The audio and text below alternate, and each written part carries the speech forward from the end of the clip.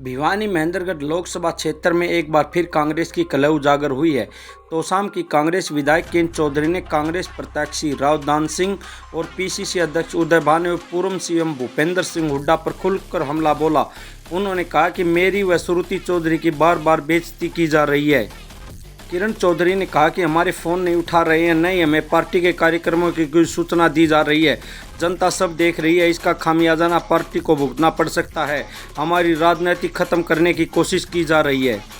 हरियाणा के पूर्व मुख्यमंत्री चौधरी बंसीलाल की पोती व विधायक किरण चौधरी की बेटी पूर्व सांसद श्रुति चौधरी का टिकट कटने के बाद से किरण चौधरी नाराज है। हालांकि बीच में किरण चौधरी और राव दान सिंह ने एक कार्यालय का उद्घाटन भी एक साथ किया था, लेकिन श्रुति की टिकट कटने के बाद से जिस तेवर से कांग्रेस में किरण चौधरी नजर आई, भिवानी में प्रचार भी किया और किरण चौधरी ने कहा कि मेरी कोई नाराज़गी नहीं है, मैं पार्टी की संप्रीत सिपाही हूं। वर्तमान में वह 4 बार की विधायक हूं। राव दान सिंह ने कहा कि दफ्तर खुलवाओ तो मैंने 2 कार्यालय खुलवाए, मीटिंग कराई, समर्थन के लिए अपनी आवाज़ उठाई और खुलकर बोली। किरण ने कहा कि इसके बाद उन्हें देखा कि मुझे कोई इतलाई नहीं दी जा रही, मैं भिवानी के अंदर हूँ। यह इलाका पूर्व सीएम चौधरी बंसीलाल व सुरेंद्र सिंह का है। बहुत काम किए, यहाँ जो भी प्रत्याशी पक्ष विपक्ष के वह उनकी समाधि पर माथा टेक रहे हैं। किरण चौधरी ने कहा कि कहने का मतलब है कि हमने 15 साल काम किया, श्रुति सांसद रही, बहुत काम किए, तो यह बनता है कि हमें सूचना दी जाए। जहां बार बार फ़ोन लगाए तो राव दान सिंह ने उनके फ़ोन भी नहीं उठाए। देखिए किरण चौधरी ने प्रेस कॉन्फ्रेंस के दौरान क्या कहा। देखो, मैं सिरसा सीट में गई हूँ और वहाँ पर बहुत ज़बरदस्त तरीके से, बहुत भारी बहुमत से जो है, मैं समझती हूँ शैलजा जी जीत के निकले हैं। और कहीं तो मेरा जाना का इत्तेफाक हुआ नहीं है। भिवानी में थी मैं, भिवानी में भी हमने प्रचार जो है अपना पार्टी का करा है। लेकिन भिवानी में कई नेता थे कांग्रेस के, दीपेंद्र हुड्डा, उदय भानु, वहाँ पर आप या श्रुति दोनों दिखाई नहीं देते। कोई नाराजगी या सूचना नहीं मिलती आपको? नहीं, मेरी कोई नाराज़गी नहीं है। देखो, मैं एक पार्टी की समर्पित सिपाही हूँ और उसके नाते, एक इलेक्टेड एमएलए के नाते, 4 बारी मैं यहाँ से एमएलए बन चुकी हूँ। उसके नाते मेरे को जो है, दान सिंह जी ने जब कहा कि आपने मेरा दफ्तर खुलवाना है, तो मैंने दोनों दफ्तर खुलवाए, वहाँ पे मीटिंग करवाई और बहुत बड़ी मीटिंग हुई थी, आपने सबने देखा। और खुलकर जो है मैंने उनके समर्थन के लिए जो है मैंने जो है अपनी आवाज़ उठाई और खुलकर मैं बोली थी। लेकिन उसके बाद मैंने ये देखा है कि उसके बाद जो है मुझे कोई इतलाई नहीं दी जाती है, कोई सूचना नहीं दी जाती है। मैं भिवानी के अंदर हूँ, कोई ये भी नहीं है कि मैं कहीं इधर उधर हूँ, भिवानी में हूँ।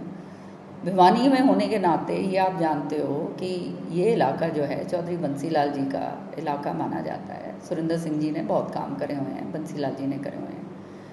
और बल्कि आज जितने भी प्रत्याशी हैं, विपक्ष के भी और पक्ष के भी, सारे सुरेंद्र सिंह जी की समाधि पर और बंसीलाल जी की समाधि पर जाते हैं। जो आज तक कभी जिन्होंने जो है वहाँ पे मत्था नहीं टेका था, वो लोग सारे के सारे जा रहे हैं दोनों तरफ से। तो कहने का मतलब ये है कि लोग जो हैं यहाँ पे 15 साल हमने काम करा है। श्रुति यहाँ पे एमपी रह चुकी हैं, बहुत दबा के काम करा है लोगों के लिए, तो लोगों के अंदर पहचान है। तो इतना तो बनता है प्रत्याशी का कि वो जो है हमारे को सूचना दे, लेकिन उनके दफ्तर से कोई सूचना नहीं आती है। बार बार मैंने उनको लगातार मैं फ़ोन करती हूँ, फ़ोन जो है मेरे उठाए नहीं जाते हैं। कल भी मैंने फ़ोन करा 3-4 बारी, जब लोहानी में थे वो दीपेंद्र के साथ, तब भी मैंने फ़ोन करा कि मुझे बताइए कि मैं कहाँ हूँ, पर फ़ोन तो उठाया नहीं ना। आज सुबह भी मैंने करा ये पूछने के लिए, फिर भी फ़ोन नहीं उठाया। तो इस तरह से जो है हमारे साथ बर्ताव किया जा रहा है। अब आप मुझे बताओ, मैं जहाँ से एमएलए रही हूँ, 4 बारी एमएलए हूँ वहाँ की अभी मौजूदा, आप इलाके में जा रहे हो, आप मेरे को इतला ही नहीं कर रहे हो। वहाँ पर आप जो हैं अलग अलग उदयमान जाते हैं, जो हमारे पीसीसी प्रेसिडेंट हैं, उनका दायित्व बनता है कि एमएलए होने के नाते मेरे को इतला करे जाए, मेरे को बुलाया जाए। पर ना तो मेरे को बुलाया जाता, इतला ही नहीं करी जाती, बुलाने की तो बात छोड़िए। तो इस तरह की जो है बेइज्जती जो है ये बार बार जो है मेरी और श्रुति की कर रहे हैं। अब इसके ऊपर और इससे ज़्यादा मैं क्या कह सकती हूँ? तो क्या लगता है, इस जो एक तरह की नाराजगी कहें या गुटबाजी कहें या अनदेखी कहें, उससे कांग्रेस को या कांग्रेस प्रत्याशी को कितना नुकसान मानती है? देखो, गुटबाजी हमारी तरफ से तो हो नहीं रही। मैं तो स्पष्ट कह रही हूँ, मैं यहाँ बैठी हूँ समर्थन देने के लिए और अपना काम भी कर रही हूँ। आप देख रहे हो कि लगातार इलाके के अंदर हूँ मैं, या तो सिरसा में हूँ, यहाँ पर हूँ। मैं तो कांग्रेस प्रत्याशी के लिए ही लगी हुई हूँ, कांग्रेस पार्टी की हूँ। लेकिन जब गुटबाजी की बात अगर आए तो गुटबाजी मैं तो नहीं कर रही, गुटबाजी कौन कर रहा है ये तो सामने स्पष्ट नज़र आ रहा है। अब भिवानी में मीटिंग होती है, वहाँ पे हुड्डा जी आते हैं, हमारे को वहाँ की भी इतला नहीं करी जाती। औपचारिकता रूप से जो है श्रुति चौधरी यहाँ से एक्स MP हैं, बुलाना तो चाहिए ना। मैं यहाँ पे, मैं हरियाणा के अंदर CLP लीडर रह चुकी हूँ, मुझे वो कहते इतला होनी चाहिए, वो तक नहीं बुलाई जाती। तो इस तरह से बेइज्जती जो है वो बार बार ये लोग कर रहे हैं और ये सोचते हैं कि इनको बिल्कुल ही ख़त्म कर दो, मार डालो। तो बात ये तो अब जनता तो देख ही रही है क्या हो रहा है। अब हमने तो अपनी तरफ से जो है एक पार्टी के समर्पित सिपाही होने के नाते हम तो अपना काम करेंगे, लेकिन सच्चाई ये है कि बहुत दुख हो रहा है, बहुत दर्द हो रहा है दिल में जिस तरह से हमारे साथ बर्ताव करा जा रहा है। तो अपनी पार्टी के किसी स्टेज पर या मंच पर इस बात को रखा गया हो बावरिया की तरफ से या कहीं और किसी को दिया हो, क्या पार्टी इस तरफ कोई संज्ञान नहीं ले रही? नहीं, मैंने पूरी तरह से जो है इस बात को रखा है और आगे भी मैं रखूँगी, क्यों नहीं रखूँगी। लेकिन सच्चाई ये है कि जो इलेक्शन लड़ते हैं उनको इस चीज़ का देखना चाहिए।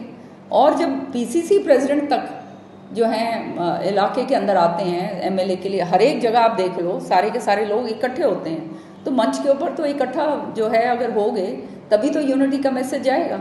आप क्या मैसेज देने के उसमें हैं फिराक में, ये तो मुझे समझ नहीं आ रही है कि जिसका हल्का है जहाँ से वो इलेक्टेड MLA रहे हुए हैं उन्हीं को आप मंच के ऊपर नहीं बुलाना चाहते, तो इसका मतलब तो ये है कि आप उनको मारना चाहते हो, उनको ख़त्म करना चाहते हो। तो ये तो जनता जो है भैया, ऐसे तो कोई मरता नहीं है, जनता मारेगी तो हम जरूर मरेंगे।